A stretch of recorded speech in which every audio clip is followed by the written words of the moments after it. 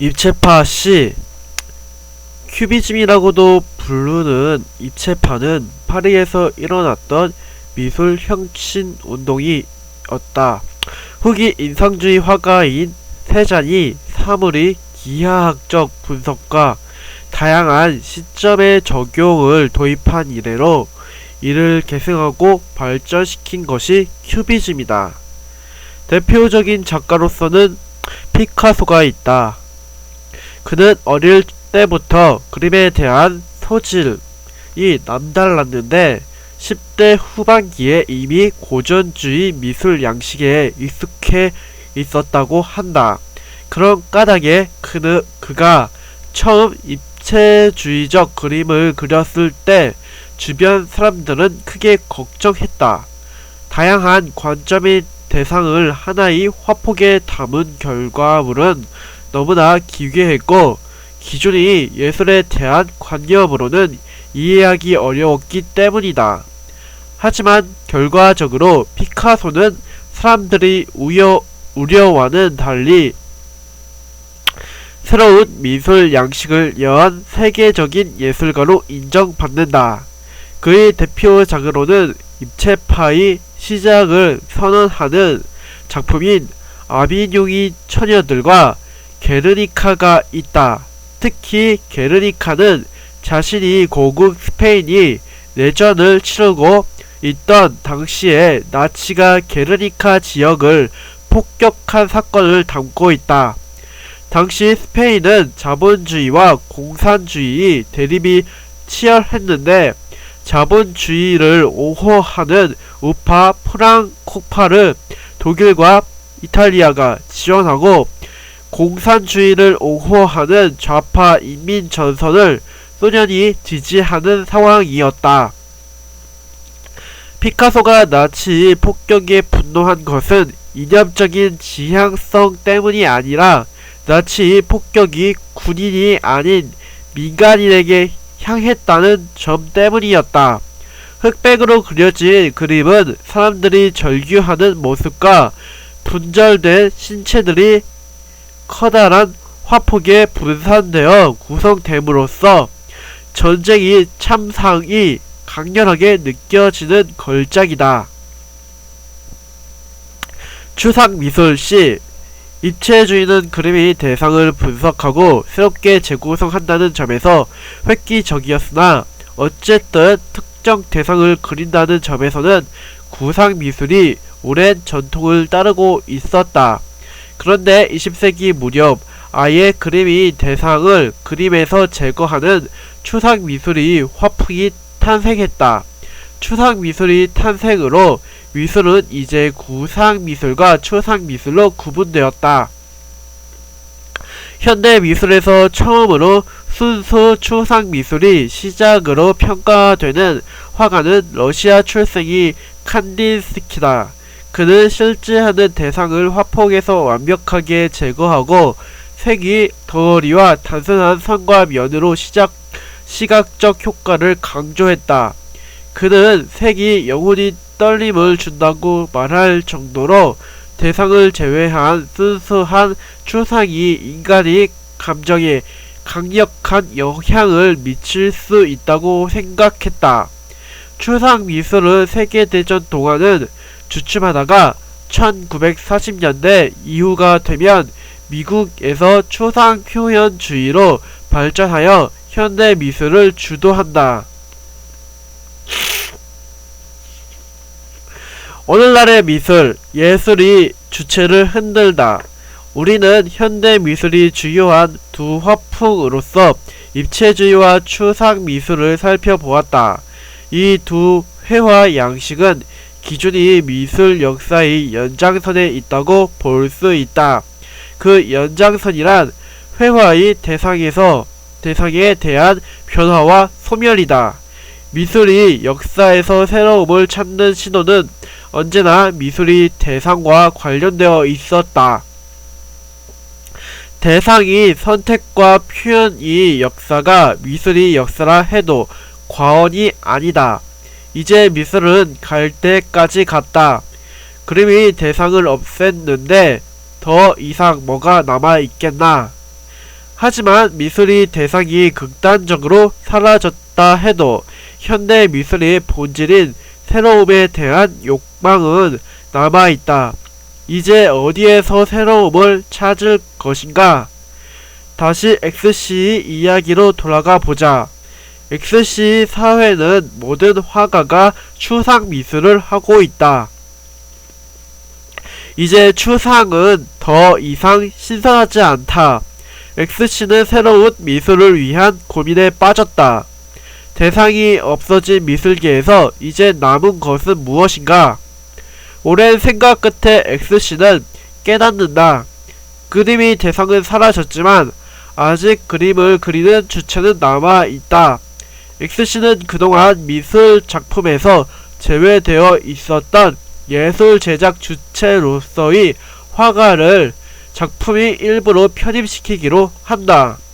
이제 현대 예술가들은 그동안 작품 밖에 머물고 있던 작품을 제작하고 있는 화가를 예술 작품의 일부로 끌어들인다. 오늘날의 미술은 미술이 주체를 흔드는 방향으로 나아가고 있는 중이다. 주체를 흔드는 방법은 다양하다. 먼저 XC처럼 그림 그리는 화가의 행위 자체를 예술로 규정함으로써 새로움을 추구할 수 있다.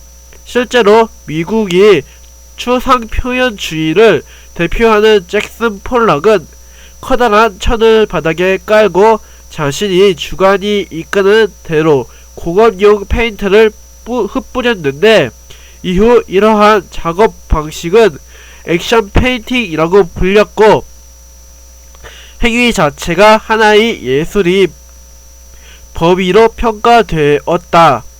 오늘날까지 많은 예술가가 퍼포먼스 형태의 예술을 줄기차게 진행하고 있는 것도 여기서 기인한다. 미술을 하는 행위를 예술로 포함하는 예술사적 맥락이 크게 작용한 것이다.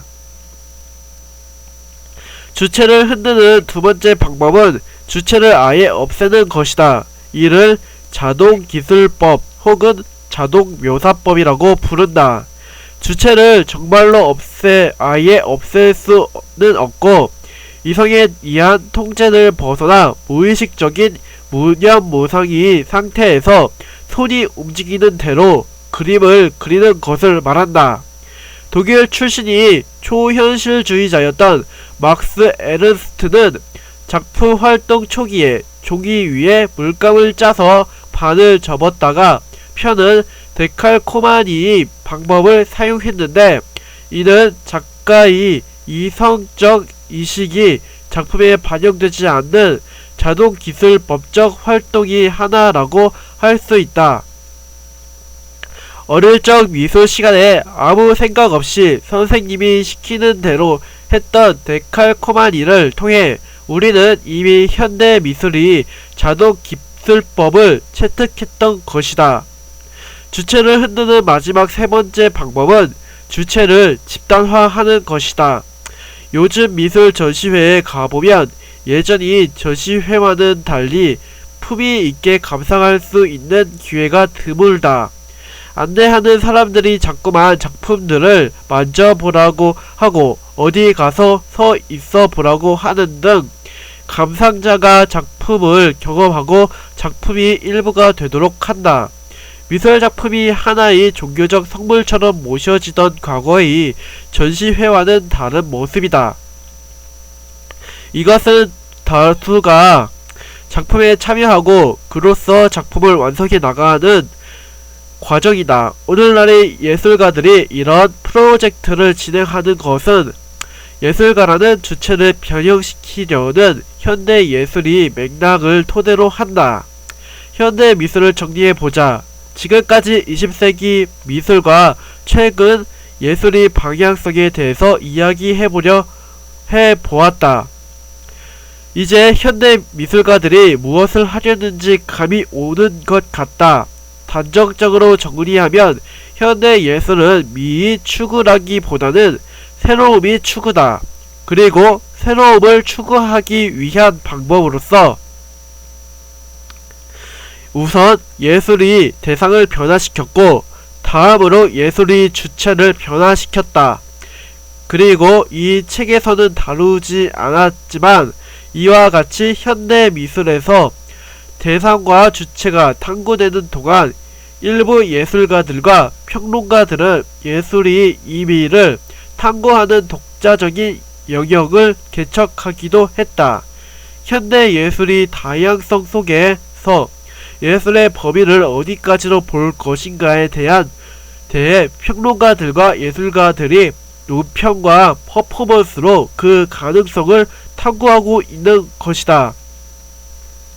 이제 앞으로는 현대 미술의 낯선 모습과 마주친다면 당황하지 말고 다음 두 가지만 생각해 보면 되겠다. 그러면 현대 미술을 쉽게 이해할 수 있을 것이다. 아, 새로운 무언가를 시도하려고 노력하는구나. 예술의 대상 주체 이미 중에 무엇을 흔들고 있는 것인지. 최종 정리. 우리는 지금까지 고대, 중세, 르네상스, 초기, 근대 현대로 시기를 세분화하여 미술의 역사를 살펴보았다. 미술사에서 큰 흐름은 세 가지로 구분된다. 우선 이성을 중시하는 절대주의, 예술의 흐름이 있다. 다음으로 이와 대비되는 감성을 중시하는 상대주의, 예술관이 존재한다. 그리고 마지막으로 현대에 이르러 절대주의, 상대주의, 예술관을 모두 거부하고 끊임없이 새로움을 추구하는 회의주의적 예술관이 있다.